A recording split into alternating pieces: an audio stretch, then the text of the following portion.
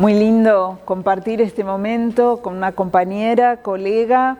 Sí, Nelly Richard es una teórica que daba conferencias en los años 80 en el CAIC, en Buenos Aires, y ahí fue cuando yo la conocí. Siempre relato la anécdota de que ella leía de pie, o sea, en el CAIC había mucha mesa redonda donde la gente no leía, opinaba, pero Nelly Richard leía, ¿no? Y leía, me acuerdo, se paró abajo del foco del CAIC, que eran unos focos muy fuertes, y ella leyó algo que nadie comprendía. Leía muy rápido, con una escritura muy encriptada, y para mí fue un deslumbramiento, ¿no? Esa capacidad de convertir la escritura en un acto performático y un acto creativo también. Nunca fue una escritura fácil, sino que era una escritura que había que decodificar. Y a partir de ese contacto, mi interés por la escena de arte chileno, que es una escena muy, muy particular y compleja, y creo que la obra de Lotte Rosenfeld es como una gema en medio de esa compleja escena por la forma en la que ella nos permite entrar a un repertorio poético y de imágenes y de formas de producción de imágenes que tienen una gran diferencia, yo creo, con la forma de producción de imágenes en Argentina. Incluso la voluntad teórica de los artistas chilenos, que generalmente escriben también sobre sus obras, no es tanto el caso de Lotte Rosenfeld, señala una diferencia muy importante, ¿no? Como que allá los artistas escriben y acá no es un requerimiento del medio. También una artista que desde que, hace su primera intervención, tenemos que ubicarnos temporalmente el momento en el que realiza, digamos, tiene una obra de grabado anterior, pero realmente por lo que es Lotte Rosenfeld conocida, es por esta acción, que es como el tema central de esta exposición, de producir una y otra vez un acto semisolitario, porque los registros fotográficos que tenemos y fílmicos son de alguien que acompañó esas acciones, pero semisolitario porque, como ustedes van a ver en las fotos, aparece Lotte y en los videos repitiendo siempre este acto que tiene un poco de ritualidad, ¿no? Una mujer que se arrodilla, que tira un fragmento, digamos, de tela equivalente al largo de las líneas que dividen el pavimento, va para el otro lado y lo pega del otro lado y repite esta acción por una milla. Entonces esa acción solitaria que tiene algo de ritual y repetitivo, la repetición como una de las matrices también del arte contemporáneo y sobre todo del arte vinculado a derechos humanos, ¿no? Como que esta idea de la repetición que tiene mucho de ritualidad. Ustedes piensen que la repetición es matriz de otras formas de comunicación, como la marcha, la protesta pública donde se repiten los mismos eslogans. También el rezo, también la meditación, es decir, son prácticas en las que la repetición es una matriz productiva, que es lo contrario de la originalidad. Cuando nosotros vemos la exposición de Lotte, no vamos a ver un salto de innovación en innovación, sino que vamos a ver una obra que si bien aquí está muy concentrada en estas cruces, Lotte tiene otro tipo de obras que no están toda su obra presente acá, pero donde, digamos, este gesto tan simple se repite a lo largo del tiempo. Y un buen ejemplo lo tenemos en esa cronología, que creo que es una de las grandes contribuciones de esta exposición, porque nosotros sabemos que las cruces fueron muchas, pero creo que es la primera vez que tenemos una cronología de las cruces. Y van desde 1979, ¿no? Que es la que ella hace en la ruta con la cordillera detrás, luego la repite en la Casa Blanca, la filmación de la que ella realiza en la Casa Blanca se transmite en varias televisores serían en ese momento, en la Bolsa de Comercio, y aquí les señalo el primer enigma que recorre toda la obra, tanto individual como en colectivos que hizo Loti, es decir, cómo en el año 1982 se pudo instalar en la Bolsa de Comercio de Chile una cantidad de unidades de proyección donde aparecía esta imagen, si se quiere, absurda, ¿no? Enigmática, de una cruz en el pavimento.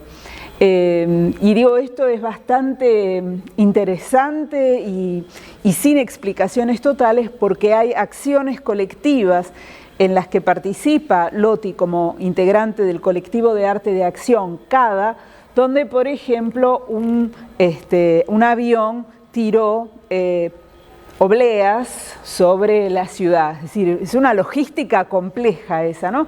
Y cómo se organizaban esas acciones son partes un poco clandestinas, ¿no?, de todos estos procedimientos. Bueno, esto que fue realizado frente al Palacio de la Moneda, piensen que en 1985 estamos en dictadura, fueron realizadas en el exterior, también en Canadá, Cuba, en Argentina, es decir, ya va definiendo un mapa también en el checkpoint, en el punto, digamos, en la frontera entre la Alemania occidental y la Alemania oriental, India, bueno, de nuevo en la puerta de Brandenburgo, del Reichstag en Berlín, y toda esta cronología significativamente concluye con la Universidad de Buenos Aires, que creo que verdaderamente es como una anticipación, ¿no?, a través de esta intervención. Es un artista también que tiene un procedimiento que me parece que se puede poner en comparación con una artista experimental argentina que acaba de fallecer, Narcisa Hirsch. ¿Qué es lo que ellas comparten? Los temas de sus obras no. Narcisa trabajó sobre dictadura de una forma muy ocasional en una serie de grafitis que fotografió, pero no es el tema de Narcisa, sino lo que comparten más es el procedimiento, es decir, la constitución de un archivo. En Narcisa tenemos filmaciones que Narcisa hace desde fines de los años 60, pero que aparecen en su obra a lo largo del tiempo. Y una obra que en Narcisa es siempre procesual y que, bueno, ahora concluyó, ¿no? Pero siempre estaba este conflicto con Narcisa de que uno no sabía cuándo terminaba un video o cómo se llamaba definitivamente, porque este uso del archivo. Y esto lo vemos en la obra de Loti. Si ustedes después recorren en detalle y miran los videos, van a ver que en el video que está acá, que es el que se expuso para la Bienal de Venecia que curó Nelly Richard, en la que participó también Paz Errázuriz, la fotógrafa, ella curó ese envío de las dos artistas. En esta obra aparece, bueno, la cruz. Sí, es un video donde ella trabaja por montaje ese archivo que aparece de distintas maneras. Hay una escena de mujeres mapuche y bueno, y eso aparece en el video Emoción de Orden también, ¿no?, donde aparecen elementos nuevos, pero también aparecen estos registros que coexisten en distintas obras. Es un archivo que ella usa, reutiliza y reutiliza. Se ha escrito mucho sobre ese signo tan simple, ¿no? Es un signo que ha productivizado profundamente Nelly Richard a través de su escritura, y también la maravillosa escritora Diamela Eltit, una novelista, escritora muy experimental en su forma de escritura, que permite trazar un paralelo continuamente con la obra de Loti Rosenfeld. Traigo al imaginario de esta reunión la novela Lumpérica de Diamela Eltit, de comienzos de los años 80, donde también a través de una serie de procedimientos muy cinematográficos y de montaje, ella recrea lo que podría ser el espacio de una plaza, ¿no?, donde a través de la mirada de un sujeto que no sabemos quién es, la aparecida, sabemos que es un sujeto femenino, pero ella va construyendo ese espacio y tiene un eco muy muy importante en la obra de Loti. Ustedes piensen que cuando Loti hace la primera intervención, esa intervención fue proyectada al día siguiente en la plaza pública, ¿no? Es decir, la logística hoy en día nos resulta difícil hacer una proyección en el espacio público como era en ese momento, y donde también aparecen estas formas fantasmáticas y enigmáticas. Eso también es un rasgo importante en la obra de Loti, pero muy importante en la plástica chilena, en el arte chileno durante dictadura. Un arte que fue muy interdisciplinario, así como Loti es artista visual, es activista, y Diamela es escritora. Bueno, cuando ellos forman el colectivo de arte de acción también está Balcells, que es un sociólogo. Es decir, esta interdisciplinariedad, este cruce de los lenguajes es muy característico de esta escena chilena. Y también este dilema, ¿cómo es posible hacer un arte de resistencia bajo dictadura, bajo un régimen de vigilancia? Y existe un gran debate, ¿no? Es decir, ¿podemos hacer un arte de resistencia bajo una dictadura tan violenta y atroz como fue la dictadura chilena? Nunca olviden las imágenes a través de las cuales el golpe de Estado en Chile se espectacularizó, es decir, el bombardeo de la Moneda, los detenidos en un estadio. Si ustedes recuerdan las entrevistas a Videla, él cuenta que para la dictadura, para el golpe acá, la experiencia chilena que provocó una protesta internacional tan fuerte, fue en algún sentido un ejemplo contrario, ¿no? ¿Cómo vamos a hacer para que no tener esta condena? Y ellos evitaron estas imágenes espectacularizadas, ¿no? Es decir, esto nos habla también de la colaboración entre los imaginarios de las dictaduras que aprendían unas de otras. Entonces la pregunta es, ¿cómo se hace un arte de resistencia? Porque ¿es resistir a hacer un gesto solitario en la calle? ¿Quién resiste a una dictadura?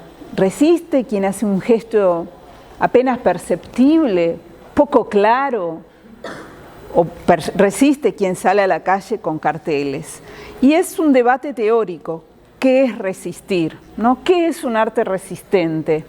Y obviamente uno toma una posición en ese sentido. Para algunos, un arte resistente es un arte que involucra la vida misma, es decir, quien sale con un cartel denunciando, donde las fuerzas del orden lo matan, lo apresan. Pero este arte no pondría en peligro la vida misma, no sería un arte de resistencia.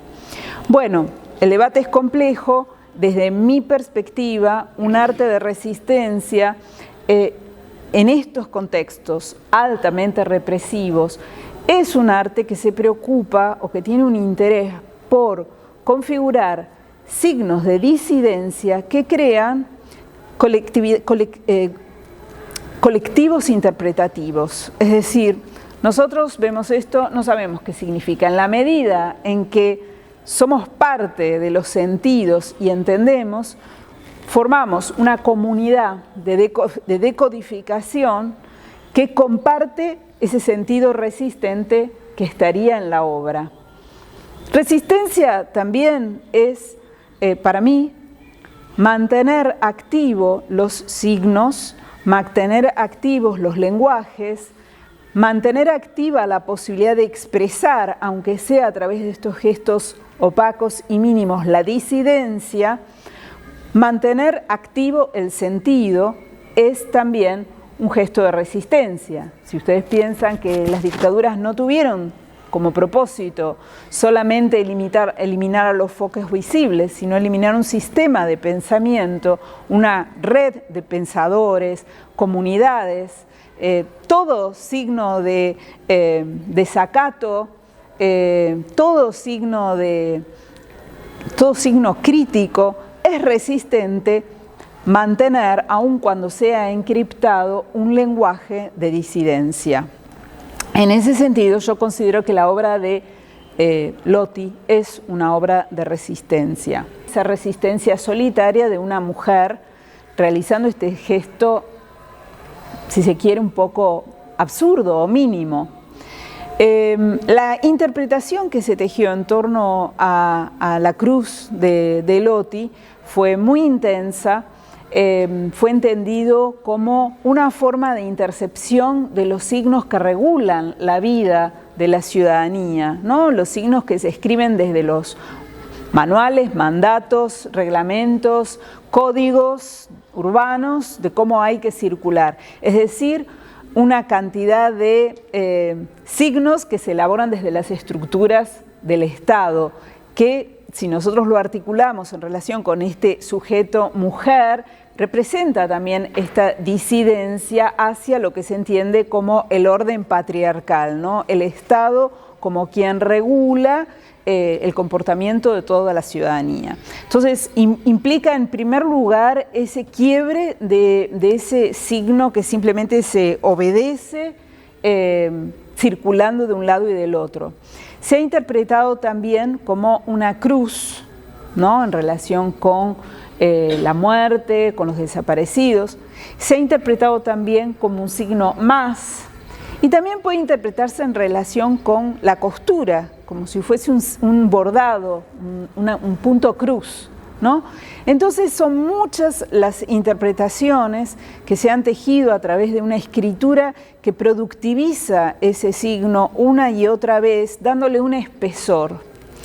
Es importante también la relevancia que dio el arte chileno a la opacidad de los signos, es decir, que no fuesen signos evidentes, sino que fuesen signos encriptados sobre los cuales se puede desarrollar una máquina interpretativa que los productiviza, los pone en acción. Esa idea de poner productivizar el signo también es muy importante. Tuve una conversación con Diamela cuando se inauguró la exposición en la otra sede, en el Centro Mata, y ahí salió un tema muy interesante que yo no conocía, que se escribía mucho. En estos años los artistas escribían mucho y había revistas como clandestinas, con muy bajo nivel de producción y de presupuesto, que contenían textos así apretados, empastados. Había como una necesidad de imprimir ese pensamiento, como un pensamiento en curso. Y ahí me contesta Diamela: nosotros escribíamos porque nos peleábamos mucho, discutíamos mucho. Entonces volvíamos a casa y nos poníamos a escribir la respuesta. Entonces también es interesante esa matriz de producción, porque por un lado tenemos este gesto en el espacio público, en la escena pública, un gesto para el cual por supuesto nadie pide permiso, no hay autorizaciones, es un acto clandestino en un sentido. Y al mismo tiempo, este trabajo en los colectivos, donde la acción se desarrollaba en gran parte en pequeñas galerías de arte. Pequeñas galerías donde se formaban grupos y donde se sentaban a discutir y cada uno leía su paper. Entonces tenemos una inmensa productividad de textos muy complejos, porque también existía esa idea de que la escritura sobre arte no era un espejo del arte, no era una explicación de la obra, sino que era una obra en sí misma. Entonces el trabajo de escritura, sobre todo de Diamela, de Justo Pastor Mellado, de Nelly Richard, era un trabajo intrincado, donde uno necesitaba trabajar para poder entender. Una experiencia con mis estudiantes, y acá ha habido algunos estudiantes, que es que cuando yo les daba un texto de Nelly Richard, siempre es la desesperación, ¿no? Es decir, y de estudiantes que me dicen: es la primera vez en mi vida que me pasa que no entiendo nada, lo leí y no entiendo nada. Entonces digo, bueno, vos tenés que leerlo otra vez y después lo lees otra vez y vas a ver que lo vas a entender, porque es una escritura que entra en el cuerpo. Es decir, que uno genera la matriz de comprensión y de entendimiento de esa escritura en la medida en que la lee. No es una escritura que uno puede decir, esta frase significa esto, porque es circular, continuamente es circular. Entonces también esa forma de escritura opaca, el concepto de opacidad es muy importante. El concepto de opacidad en tanto adorniano, si se quiere, ¿no? No es tampoco la imagen es transparente, la escritura no es transparente, tampoco la imagen es transparente, aunque sea simple. ¿Pero qué significa? Bueno, muchísimas cosas. Entonces esa idea de trabajar con signos que no son claros, que no son evidentes, no son un eslogan, no son un cartel. Pero al mismo tiempo, siendo un arte vinculado al activismo, es decir, ellos trabajaron en colectivos, uno de los objetivos centrales del activismo, y a partir del cual se definen sus programas, es la eficacia. El activismo tiene un propósito, que es transformar.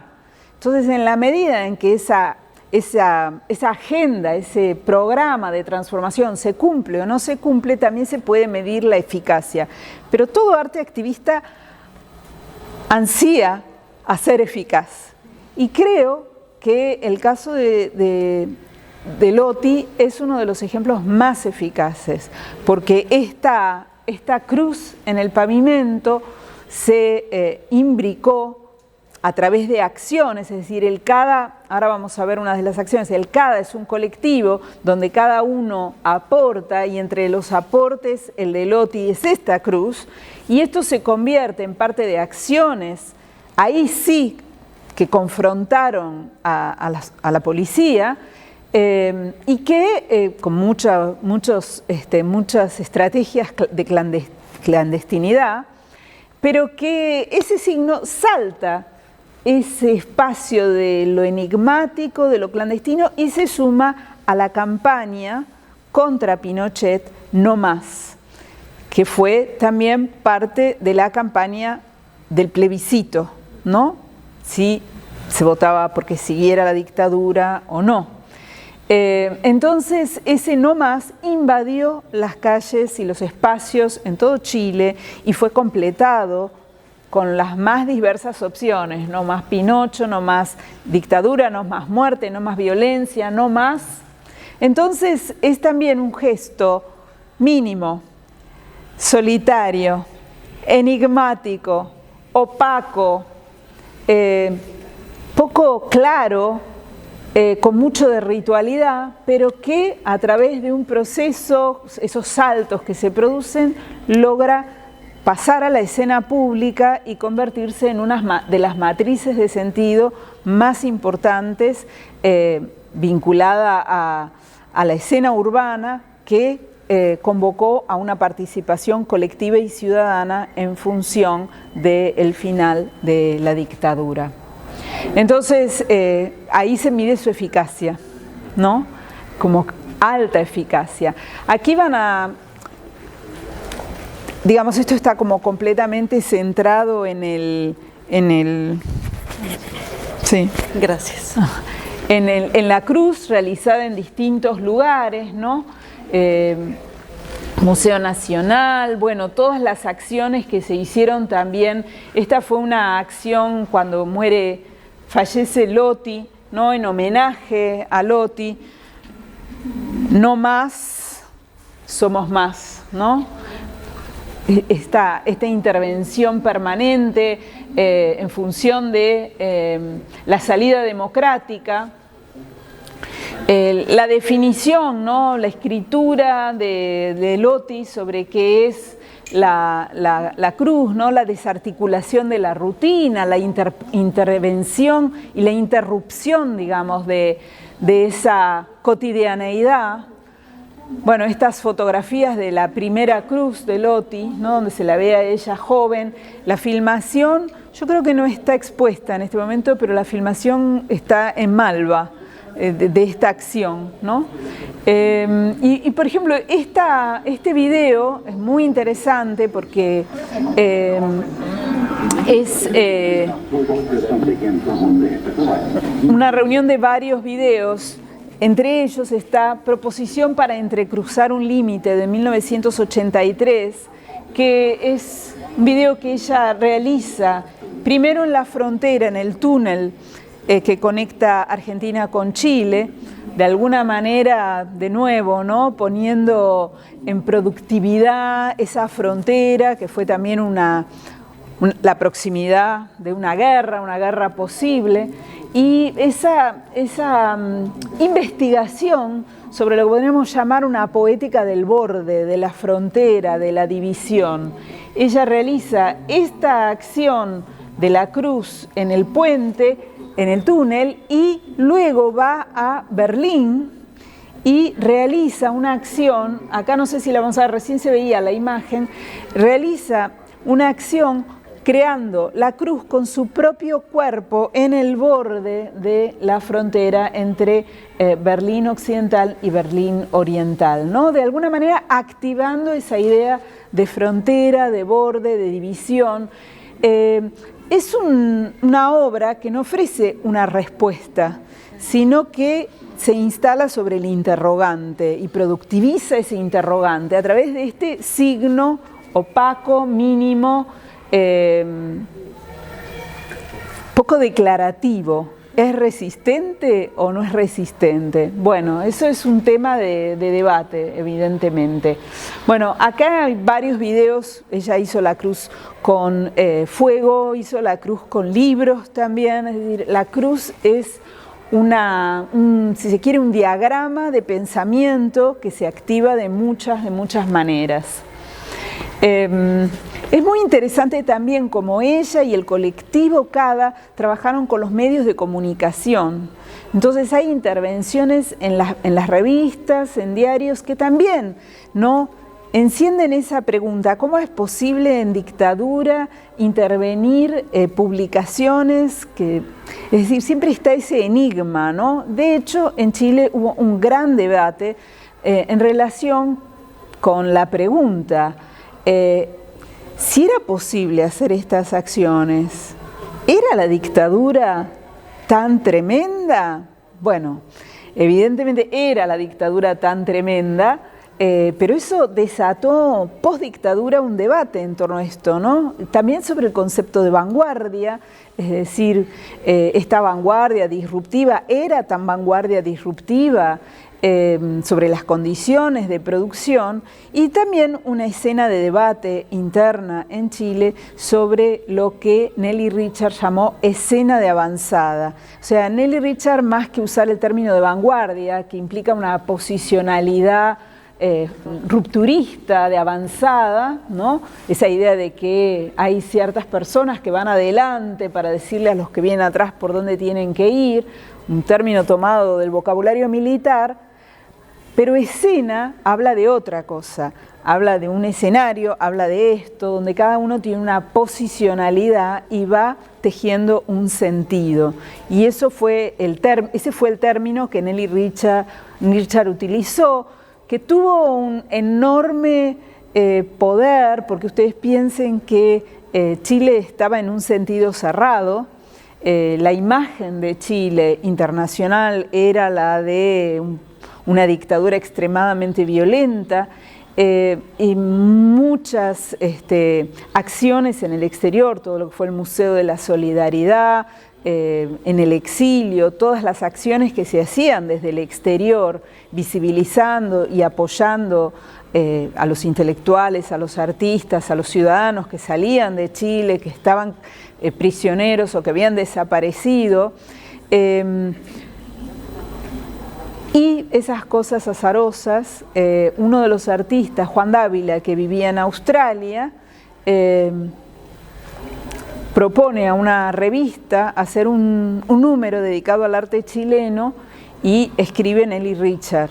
Y ese texto que se publica en español y en inglés hizo saltar a la escena del arte chileno a un escenario internacional, y le dio una proyección internacional a quienes eran parte de esa escena de avanzada, que al mismo tiempo generó mucho debate en el arte chileno, ¿no? ¿Quiénes pertenecen, quiénes no pertenecen, quiénes son? Mucha tensión en ese sentido, ¿no? Bueno, van a encontrar acá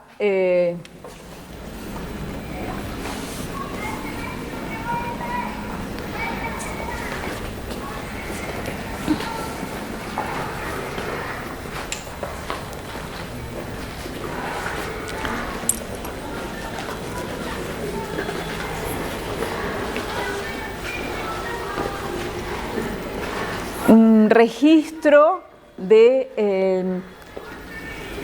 del trabajo que Loti realizó con distintos colectivos.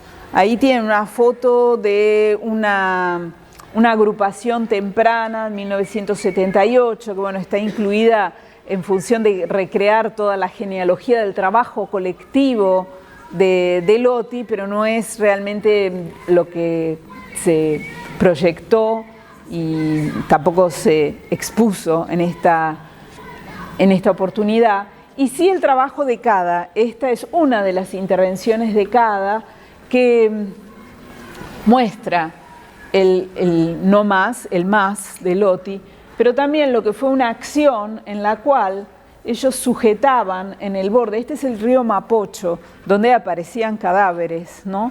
Entonces, alguien está filmando del otro lado del río, ellos van con unos rollos de papel, cada rollo de papel tiene una letra, un signo y una mano con un arma, y lo sueltan y se van, y vienen los carabineros y arrancan los papeles. O sea que la acción es muy efímera, muy mínima en tiempo cronológico, ¿no?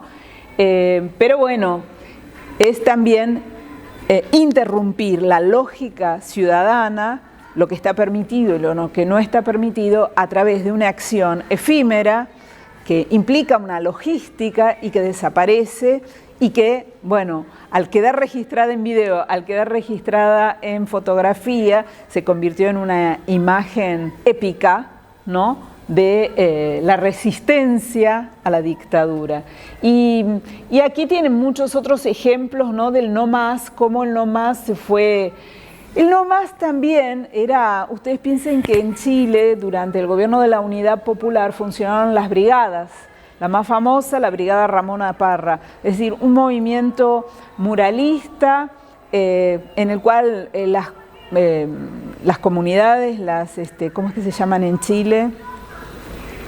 Poblaciones. Las poblaciones, tenía cada una sus brigadas y pintaban murales así muy en un lenguaje pop, con un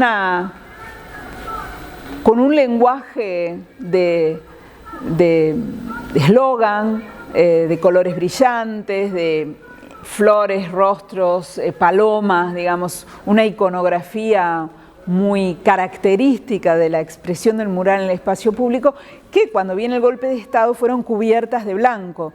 Entonces el blanqueamiento de estos murales fue como un hecho muy significativo, ¿no? Es decir, más quizás que los murales, el hecho de que hubieran sido todos tapados, poniendo, digamos, en evidencia que esas imágenes involucraban un peligro. Entonces, la intervención en la calle, en el espacio público, también es un reenactment, es por volver a activar esa acción de ocupar el espacio público.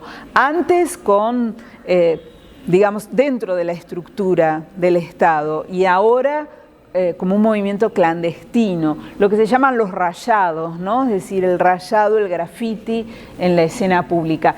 Y también el CADA tiene como una distancia crítica respecto de la literalidad de los imaginarios que plasmaba en el espacio urbano las brigadas, y también la literalidad que tienen estas frases o estos signos, pero que al mismo tiempo se inscriben como opacos, ¿no? Es decir, también en ellos hay una crítica respecto de este arte, si se quiere, supervisado o protegido desde el Estado en la escena pública, y este arte clandestino que interrumpe la lógica de los códigos normados desde el Estado. Es decir, también es importante cómo juega esta figura del Estado como mecenas, si se quiere, o el Estado como figura a la cual el arte se contrapone, ¿no? Entonces me parece que eso también es importante en la elaboración sofisticada, insistida, compleja, de cómo se sitúa cada actor en relación con la escena pública, con lo político y con los sujetos que realizan estas intervenciones. También es muy importante en el caso de Loti su cercana colaboración con Mujeres por la Vida, que es una agrupación de derechos humanos. Piensen siempre en la relación de las mujeres con lo que podría decirse es una articulación no feminista, pero feminista, es decir, no se inscribe dentro del feminismo, sino dentro de la lucha por los derechos humanos, pero son mujeres las que ponen el cuerpo en la escena pública y piden por sus hijos, por los desaparecidos. Loti fue como una matricera, ¿no? Como alguien que está pensando la parte visual de estas expresiones en el espacio público. Fueron también rearticuladoras del feminismo a nivel latinoamericano, porque pensemos que en 1987 Argentina ya está en democracia, Chile todavía está en dictadura, pero es en Santiago de Chile donde se organiza la primera conferencia de mujeres escritoras latinoamericanas, conferencia en la que participó la China Ludmer o Beatriz Sarlo, ¿no? Que aparecen en las películas, y la que filmó, la que hizo el registro, fue uno de los registros, hay dos registros, uno fue Loti Rosenfeld, entonces, bueno, y por supuesto Diamela. Entonces es muy interesante cómo Santiago se convierte en un espacio de articulación de esa otra escena escritural que en Chile está muy cruzada con lo visual, no así en la Argentina, y que tiene su plataforma en Santiago con esta primera conferencia de escritoras mujeres. Entonces es un feminismo que no está en este momento con una agenda prioritaria por los derechos de reproducción, por una agenda netamente feminista, sino que está imbricada y comprometida con la defensa de los derechos humanos, la búsqueda de la verdad, bueno, aquí con juicio, castigo y el no perdón a los culpables, y en Chile con las políticas de la memoria, ¿no? Es decir, no había... Chile está en dictadura y nunca existió ese espacio judicial que sí existió en la Argentina, ¿no?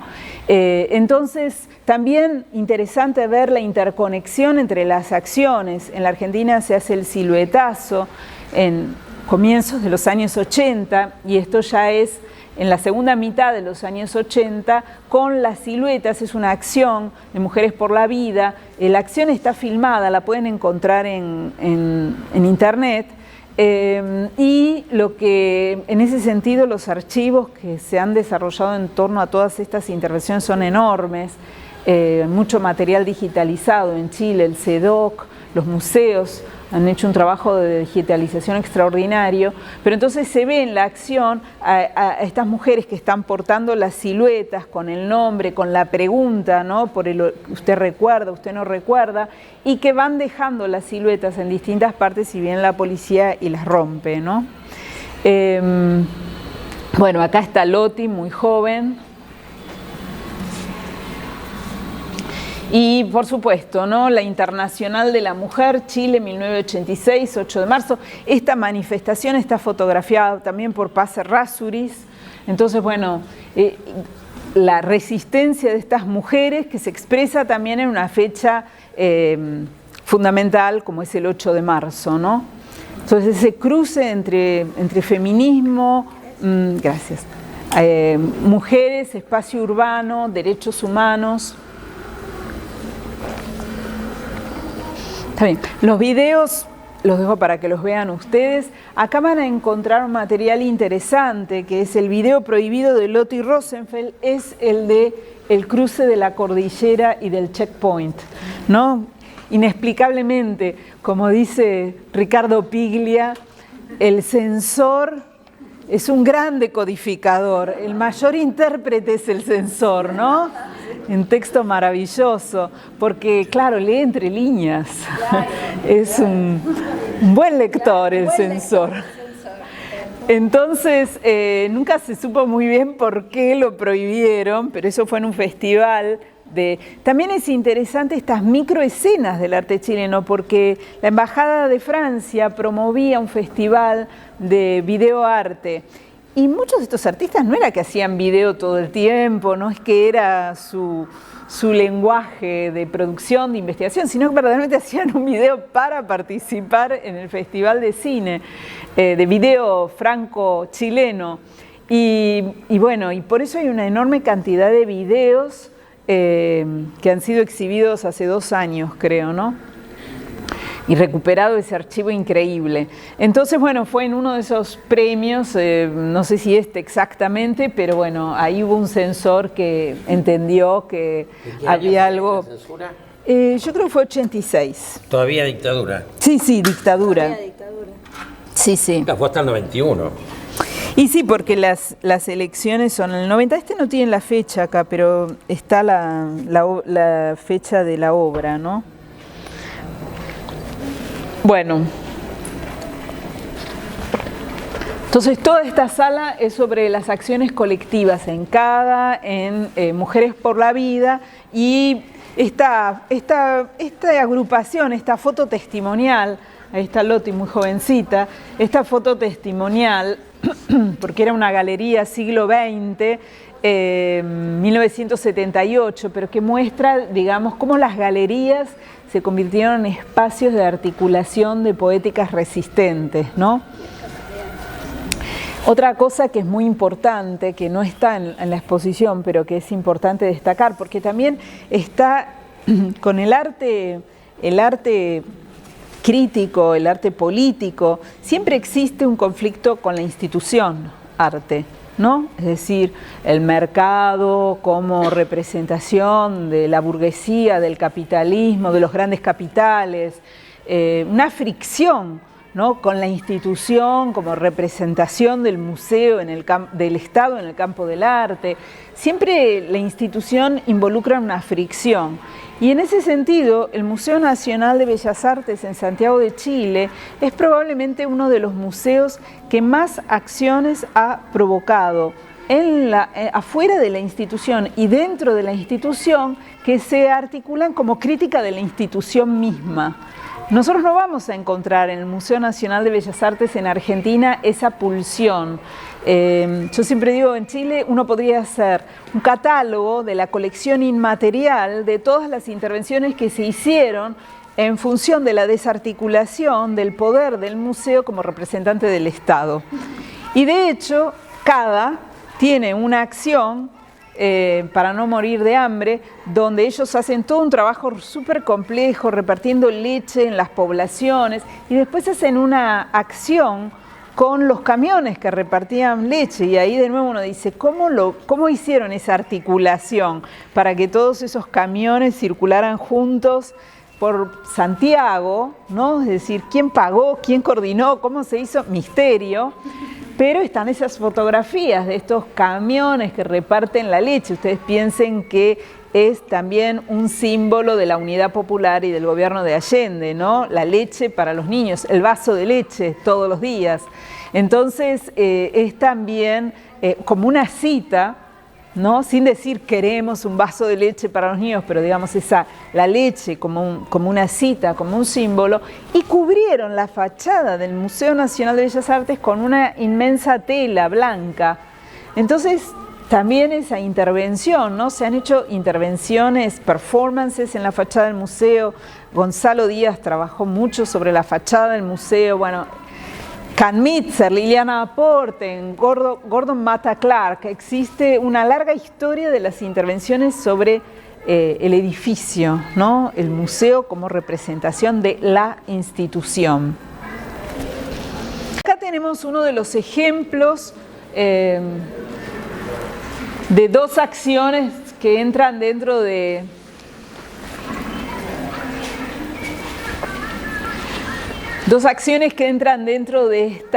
este enigma, de este arte de intervención que tiene un sentido bastante espectacular y que plantea la paradoja. ¿Cómo es posible hacer un arte tan público en el contexto de una dictadura represiva. Esta es una mujer, no tiene nombre, pero es una mujer real, cuyo marido fue asesinado en una represión, creo que fue en un acto creo que fue en el año 1983, y 83, 86, 85. Bueno, y donde la fotografía se publicó en varias revistas, en varios medios, ¿no? Y simplemente viuda, ¿no? La fotografía, no sé si no la hizo Paz Errázuriz. Creo que sí, ¿no? Que la hace Paz Errázuriz. Y bueno, Mujeres por la Vida, es decir, una acción de Mujeres por la Vida, pero también de CADA, ¿no? Chile, septiembre de 1985, viuda. La imagen puede ser cualquier mujer, es una situación que comparten muchas mujeres en Chile en ese momento, y lo que trata es de centrarse en esta figura e inscribir un enigma, ¿no? Es muy interesante acá porque le preguntan, ¿no? En este medio le preguntan, ¿puede hacer un balance de la recepción del mensaje contenido en la acción de arte? Y entonces responden, esa fue una de las grandes polémicas que tuvimos cuando partió el CADA. ¿Qué pasa con la recepción? ¿Cómo entiende la gente cuyo nivel cultural es precario o no está adiestrada en la artisticidad? Creemos que toda la gente va entendiendo, pero según sus propias capacidades. Ahora, cómo lo entienda, cuánto entienda, ese no es nuestro problema. Todo lo que entienda es igualmente válido. Entonces, trabajar también con esa ambigüedad de los signos, ¿no? Es decir, cómo se completa, cómo se interpreta, queda ahí. Pienso también en esa búsqueda de los ecos latinoamericanos, ¿no? Porque bueno, también en Brasil se hace un arte de resistencia, y pienso en Doris Salcedo cuando hace la serie La Casa Viuda, ¿no? Que ella trabaja sobre todas las mujeres que han quedado viudas en Colombia, con bueno, todos los enfrentamientos, la guerra civil, y bueno, cómo esta intervención dialoga con estas obras de Doris Salcedo sin que necesariamente dialoguen. Es algo que podría pensarse en el orden de las tristes simultaneidades a las que dio lugar la existencia de regímenes represivos, violentos en América Latina, donde podríamos trazar un mapa de estrategias y de poéticas elaboradas en función de la memoria, de la represión, del recuerdo, y que se manifestaron de maneras muy diferentes, pero que tienen tópicos que las conectan. Así que si por un lado tenemos un plan Cóndor que conectó efectivamente a las dictaduras, también hay una resistencia latinoamericana que, aunque no haya necesariamente sido trazada en conexiones planificadas, sin embargo, tienen simultaneidades y puntos de comparación, ¿no? ¿Alguien tiene el catálogo acá? Porque me gustaría leerles acá en este catálogo escribe Lotti, escribe Diamela, y dice sobre esta obra, la intervención en la Bolsa de Comercio, y se los quiero leer porque creo que los ecos no han cesado, y Chile en el año 82 puede hacernos pensar en Argentina en el año 82, en Argentina no en el 82, en Argentina en los años 70, pero sí también en el comienzo de los 80, y en el presente. Dice, es necesario recordar 1982 como el año del hambre, de la cesantía, del drama económico más intenso para los pobres del país, el año 1982. Ese año el modelo Friedman iba a acarrear una de las peores crisis del siglo después de la ocurrida en 1929, una crisis que, si bien era de carácter mundial, en Chile fue mucho más intensa debido a la instalación radical del neoliberalismo por los Chicagos, que habían permitido un desborde económico sin precedentes.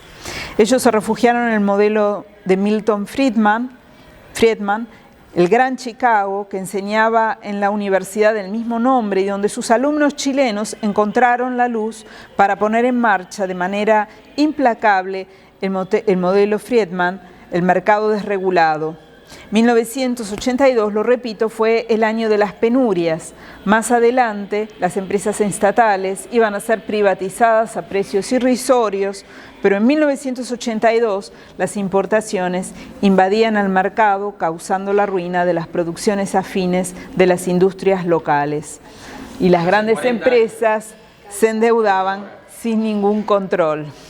Ponele 2024 Argentina. Sí, 40 años hace. La interpretación la dejo en manos de ustedes. Simplemente leo un fragmento del texto. Creo que un presente y muchos presentes, ¿no? Y bueno, esta intervención que hace Loti frente a la Casa Blanca, ¿no?, que es la segunda cruz que vimos en la cronología, ella la coloca en estos monitores en la Bolsa de Comercio de Chile. Bueno, una intervención enigmática, no se sabe qué significaría para esas personas. Esa pregunta por el espectador, por quienes estaban ahí, está siempre abierta, ¿no? Es decir, ¿qué habrán pensado estas personas que estaban operando en la bolsa en ese momento? ¿Quién habrá puesto esos monitores ahí? ¿No? ¿Cómo se permitió? Es un arte resistente, un arte que se está expresando en la cuna, en la arena del poder económico. Es decir, abre muchos interrogantes también, ¿no? Cómo hoy nosotros lo vemos incuestionablemente cuando con el paso de la historia tenemos en claros los contextos y lo que fue sucediendo, es una imagen poderosamente crítica, ¿no? Entonces, bueno, también tiene esa eficacia en relación con el presente que queda como el testimonio, digamos, de una historia que efectivamente cruzó a los Estados Unidos, ya sea en relación con el golpe de Estado en Chile en 1973 y también en relación con los planes económicos. Y este signo instalado ahí no está diciendo eso necesariamente, pero sí está instalando los materiales para pensar en esa productividad, ¿no? Ese monitor mostraba la cruz también, porque ahí se ve solamente una parte. No, pero ves acá mostraba la cruz en Chile, pero mostraba la cruz en la Casa Blanca. Ahí se ven, estos dos se ve claramente. No es esto. No, estos son los monitores. No, esos son los monitores. No sé, yo nunca estuve en la bolsa, pero en las películas es donde aparecen todos los precios y cómo cambian. Esos son los valores. Los valores de las acciones, suben, bajan, compran. Monitores ahí en el medio de la bolsa y Exacto. No, le intervino el monitor estaba. el monitor era el que usaba. Intervino el monitor. Es que debe ser una compu. Bueno, en esa época no. No sé. Sí. No sé, pero evidentemente tenían conexiones con quienes tenían poderes y podían manipularlas, ¿no? Como hackeo, esto. ¿no? Como un pequeño hackeo. Claro, Bueno, sí. no tan pequeño, pero como que esa lógica, ¿no? Sí, pero yo creo que se ve muy bien. El video está online del CADA, donde tiran las... Creo que ese es un video donde claramente se ve ese espíritu clandestino y de intervención. Es decir, nosotros no sabemos cuánto tiempo esto se proyectó. La imagen nos da una perpetuidad. Nosotros nos imaginamos que estuvieron toda la jornada de la bolsa ahí. Saber qué hacer, Claro, quizás fueron 2 segundos y estos estaban sacando la foto, ¿no? ¿Qué es lo que pasa en esa acción? Que dura muy pocos segundos, pero... Porque además ellos lo largan y se van rápido, ¿no? Entonces ya se pierden entre la multitud, muy difícil. Pero bueno, la fotografía le da un poder, lo convierte a esta imagen en un acto tremendamente poderoso, un testimonio que expande el tiempo, los significados. Creo que bueno, queda muy, muy en claro este trabajo de Loti. La obra que está ahí, Moción de Orden, también ustedes después vean los videos. Moción de Orden, yo vi la obra en el año 2002, en el Museo Nacional de Bellas Artes en Buenos Aires, en lo que eran las Bienales de Buenos Aires, que hacía Glusberg, que yo no sé si hubo dos, creo, 2001 y 2002. Y bueno, y era muy claro, ¿no?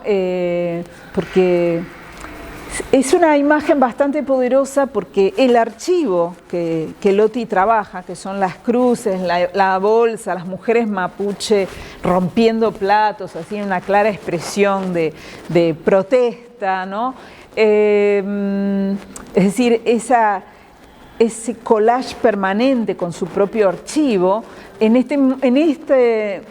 este video incorpora la filmación de hormigas, caminos de hormigas, pero estas hormigas, todo esto se superpone, estas hormigas están sobredimensionadas, son muy grandes, ¿no? Y aparece también una base de empresa de petróleo, o sea, hay toda también, ustedes piensen, bueno, esto lo digo después, pero es muy perturbadora la imagen de las hormigas caminando por los edificios públicos, ¿no? También piensen esto, en la paradoja, y ahí hay dos artistas, Loti, que realizó sus cruces en distintas partes del mundo, y uno puede agarrar un planiferio e ir marcando dónde se fueron realizadas estas acciones, es decir, desde existe en Chile es decir, todos tenemos una forma de representarnos en relación con nuestros espacios, ¿no? Que son el espacio de la nación también. Es decir, nosotros tenemos esa idea de la pampa, de la inmensidad.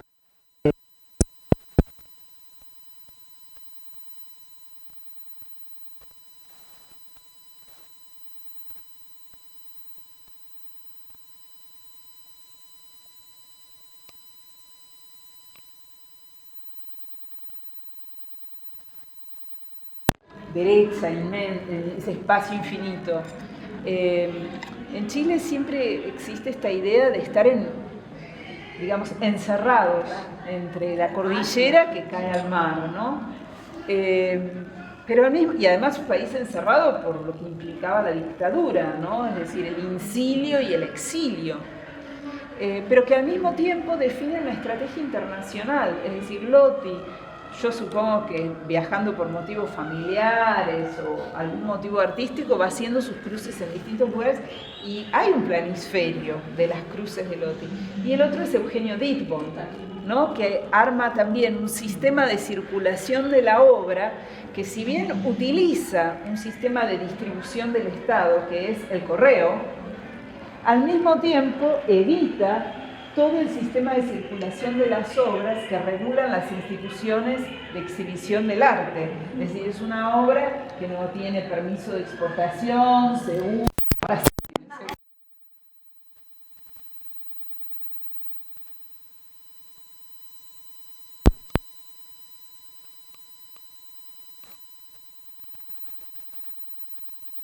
Hay una exposición que se llama Mapa de Eugenio Dittborn, donde aparecen todos los lugares en los que estaban, a los que iban sus pinturas aeropostales. Pensando en las correspondencias, pienso que así como Eugenio Dittborn hizo las pinturas aeropostales, una proyección mural del arte postal, también León Ferrari, que hacía arte postal con sus heliografías que iban plegadas en un sobre, también hizo una representación o una proyección mural del arte postal, ¿no? Pero de nuevo, volviendo a Loti, a esta paradoja, ¿no? Entre estar encerrado emocionalmente, políticamente, en relación con las libertades, estar también encerrado en términos geográficos, ¿no? Es una geografía que postula una forma de representarse, ¿no? Una revista en Chile que no sé si sigue saliendo, se llama Extremo Occidente. Extremo Occidente. Sí. ¡Wow! ¿No? Extremo Occidente. Y al mismo tiempo estas estrategias de internacionalización que son muy notables y muy exitosas, ¿no? Y que el arte argentino no las pensó de esa manera, ¿no? Sí, a través del arte postal, Vigo, ¿eh? Vigo, ¿no? Vigo, sí, pero a través del arte postal, esto no es arte postal, Claro. ¿no? pero es así como imaginario internacional y de un mapa global. Yo no sé si Vigo, por ejemplo, bueno, habría que analizarlo eso, ¿no? Sería un tema para analizar, pero sí, incuestionablemente el arte postal fue uno de los grandes soportes de un arte resistente, ¿no? Y de un arte que está rompiendo las fronteras y buscando una comunidad internacional que lo sostiene, que son interlocutores. Ese concepto de comunidades de interlocución para mí es muy importante a la hora de pensar un arte resistente. Es decir, quizás esa acción efímera no la vio nadie la recuerda, pero hay una comunidad de interlocución, que son quienes lo planificaron y quienes lo interpretan como un signo resistente, que inscriben ese lugar de una resistencia mínima, si se quiere, por lo menos en su momento inicial, pero con la función de mantener interlocución y productividad, ¿no? Y confirmar la idea de que contra la voluntad de la dictadura de eliminar todo pensamiento disidente, la disidencia existió, se articuló y atravesó las décadas, ¿no? Bueno, no sé qué preguntas tienen.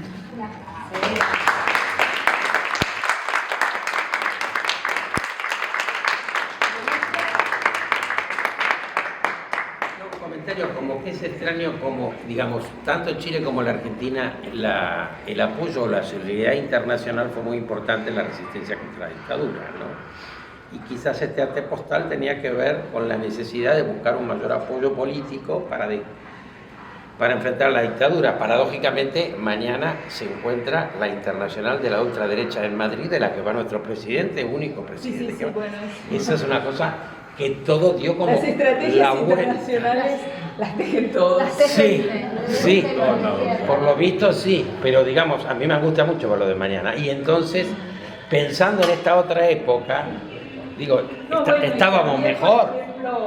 Por ejemplo, todo el trabajo en Europa del Este, que es un trabajo muy reciente que se está haciendo en museos en la ex Europa del Este, hay en su colección mucho arte postal. ¿Por qué? Porque también había exiliados chilenos que estaban en conexión con, bueno, ¿cómo se llama en Uruguay? Clemente Padín. Es decir, esta red de arte correo era muy activa. Sí, súper activa. Y en Europa del Este en los museos hay colecciones completas no digo completas, pero grandes colecciones de arte postal. Y eso tenía mucho que ver con los exiliados, con las acciones, bueno, también del Museo de la Solidaridad, ¿no? De las formas internacionales de mantener activo, de que no se olvide lo que está pasando en Chile, sobre todo en Chile, y también, pero bueno, sabemos también en Argentina, pero en Chile era muy activo, ¿no? Y tiene la colección del Museo de la Solidaridad, que es el museo, digamos, de la resistencia, que después se une con el Museo de la Solidaridad, y hoy toda esa colección está junta en el Museo de la Resistencia y de la Solidaridad en Chile. Pero eso definía una red internacional que nos da también un mapa de los países de Europa que abrieron sus puertas para exiliados. Entonces hay un mapa que circula también que permite seguir, que se puede diseñar a partir de estas figuras que desde el exilio operaban estrategias de visibilización, ¿no? Que bueno, que no necesariamente fueron muy visibles en la contemporaneidad, pero ahora que se están digitalizando archivos, hay instituciones en Alemania que se dedicaron a hacer exposiciones de arte latinoamericano, y ahí hay catálogos, o sea, todo un archivo digital donde podemos ver los catálogos de exposiciones de Chile, varias de Chile, de Nicaragua, incluso de México, ¿no? Bueno, ya que la Quinta de México que hacía en Londres esa revista, ¿no? Tan importante, la revista que tenían una calavera en los anillos. Ahora no me acuerdo. El que trabajaba con Coco Fusco. Sí, tenían una publicación en Inglaterra que Ah, también sí, formaba parte. sí, Ehrenberg. Felipe Ehrenberg, que conocí, él también tenía una versión mexicana de eso.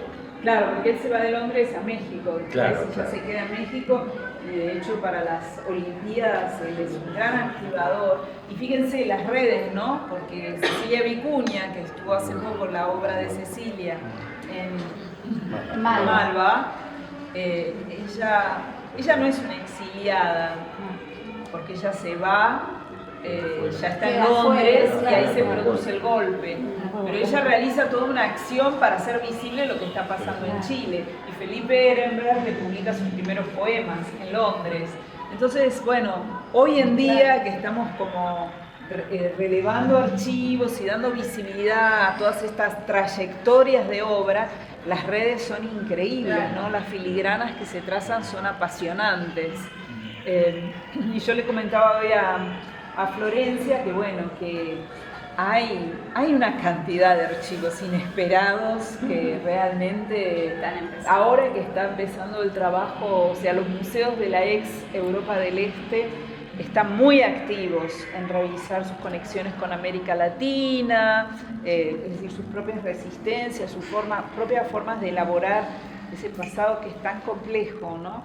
Y están dando vida y relevancia a colecciones que por ahí no son las obras canónicas del arte, ¿no? Claro.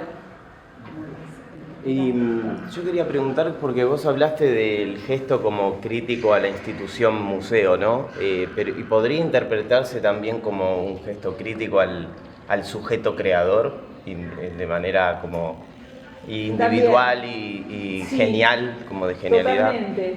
De hecho, Lotti las primeras cruces las firma, después ya no firma, ¿no? Y además un poco entrega el signo, ¿no? Digamos, el signo más nos pertenece a todos, pero no porque lo hizo Lotti, pero digamos, ella lo procesa y lo entrega. Y eso es muy interesante porque, bueno, es también otra de las paradojas que plantea el arte político, ¿no? Es decir, yo he registrado en muchas manifestaciones, no ahora, digo, los años 80,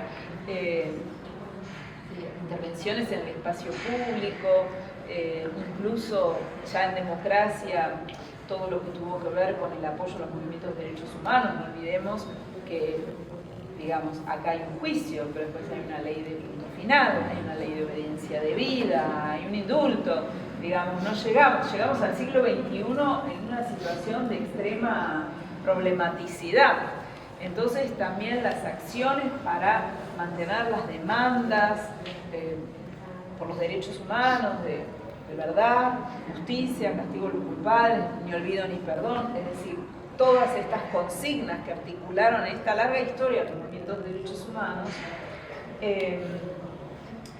implicaban acciones colectivas donde la disolución del sujeto artista individual no siempre era tan sencilla. Y hubo situaciones de reclamos de autoría, ¿no? De una silueta en el piso, hecha en el contexto de una manifestación, ¿no? Es decir, ¿quién es autor de la silueta? No está firmada, el fotógrafo que lo fotografió, podría haberlo fotografiado yo, que estoy en la marcha, por lo tanto yo soy autora de la foto. Es decir, hay un problema de autoría y de disolución de la autoría que en el caso de Lotti, digamos, yo creo que es un rastreo a posteriori. ¿Cuál fue el rol de Lotti en cada uno? ¿Qué dio Lotti? ¿Qué hizo Lotti?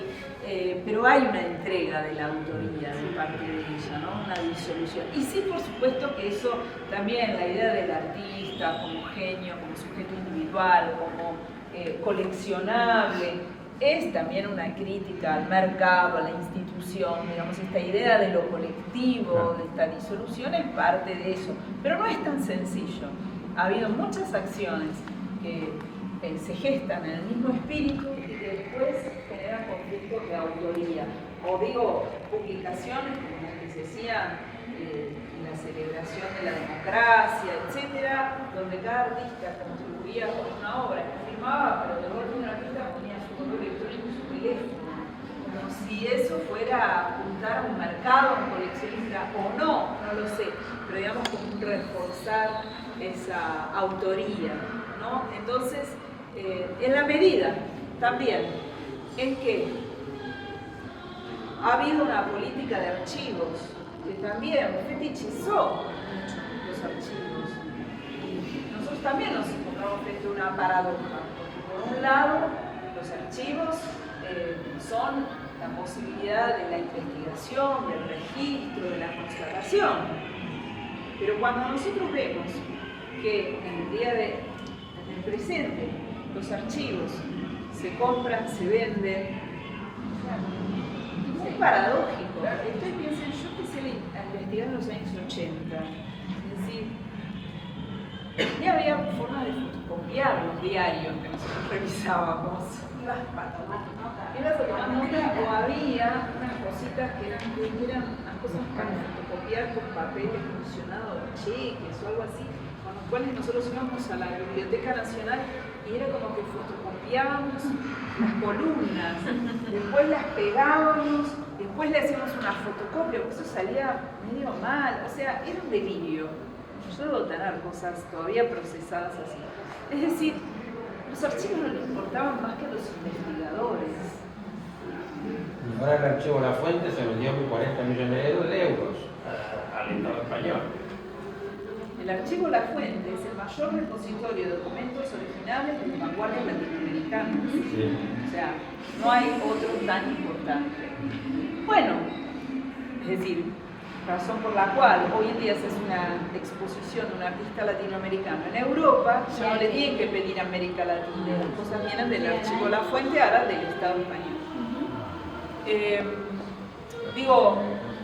Planteo las paradojas, no sé si está bien, si está mal. Me parece problemático que hoy en día una institución europea que no necesariamente tiene los presupuestos que implican hoy en día comprar una obra de arte latinoamericano, Costantini comprando una obra de 28,5 millones de dólares subió las cotizaciones del arte latinoamericano, sobre todo de la pintura, de la obra única, todo eso se duplicó. Entonces, ¿te referís a lo de la propia Leonora Carrington o a todo en general? Todo, arrastra todo, claro. Yo he estado en conferencias en Alemania, donde se planteaba la idea del museo global, ¿no? Y entonces la pregunta era, bueno, está muy caro, no podemos comprar, claro, porque quieren comprar Tarsila de Amaral, que no hay, cuesta 30 millones de dólares. No tienen esos presupuestos, eso lo puede comprar el MoMA, es decir, con otro sistema de museo y de adquisiciones. Es más corporativo, ¿no? Europa no está todavía claramente en esa situación de aporte del dinero privado para la adquisición de obras. Recién lo están, en los últimos años que están. Pero entonces, claro, un archivo cuesta $250.000. Con un archivo, uno llega a un museo, le pone Passepartout, mando, y llena salas y salas y salas por 2 mangos. Entonces, ha creado situaciones paradójicas porque, es decir, han reemplazado los archivos la adquisición de obras. Hay artistas que están controlando los archivos, ¿no? Entonces se hacen ediciones, pero también uno dice, bueno, esa fotografía de una acción ahora se edita y 5 copias se extraen. Porque yo creo que en Europa ha cerrado mucho la adquisición de obras. Entonces la pregunta sobre qué es la obra, qué es el archivo de la obra, en qué medida, bueno, esta es una forma de arte, pero no es la única forma de arte, ¿no? Entonces, bueno, ¿qué es el arte latinoamericano hoy en día? Y evidentemente estos museos cuando tienen dinero para comprar, van a comprar un artista alemán, van a comprar un artista norteamericano, no van a comprar un artista latinoamericano, ¿no? Y la queja es, subió mucho. Bueno, sí, subió mucho. Pero bueno, es problemático, ¿no? El tema de los archivos. Y además ustedes lo pueden comprobar acá. Lo que ustedes están viendo en las vitrinas son copias. No son originales. Entonces, los documentos tampoco se exhiben en original, se exhiben en digitalizaciones impresas, lo cual para mí es paradójico también, porque digo, ¿para qué tenemos la vitrina? Claro. O sea, claro. Eso es una de las como una performance, una instalación. Claro, la performance de cada museo, porque todos hacen lo mismo. Es decir, Yo tuve una situación, una exposición organizada por Hermana Sofía que se mostraba en el Hotel de los Inmigrantes. Yo estaba con estudiantes y un estudiante de Chile saca una fotografía de una de las obras enmarcadas, de uno de los registros de performance, y viene un guardia y le dice, no está permitido fotografiar. Entonces yo lo miro así, pero también es una copia digital. No, pero el coleccionista, que es el dueño del original, que lo tiene en su casa, lo digitalizó y lo que se imprimió, lo que se está mostrando en marco, con Passepartout, es una impresión digital. Sí, bueno, pero porque ahora la diferencia entre el original y la copia desde el punto de vista de una obra digitalizada, por ejemplo, si es un documento o es una fotografía, es imperceptible. O sea, está en el origen, pero si vos la ves con la lupa, la una y la otra, es difícil saber cuál es cuál, porque el original en la copia está perfecta con el scan y con la digitalización de alta resolución, que ni siquiera un profesional consigue ver la diferencia. Bueno, creo que esos son parte de los enigmas sobre el arte contemporáneo, la unicidad, la originalidad, la copia, las instituciones. Es decir, me parece que eso también necesita una cantidad de preguntas, ¿no? Bueno, la vamos a dejar a Andrea con otro aplauso.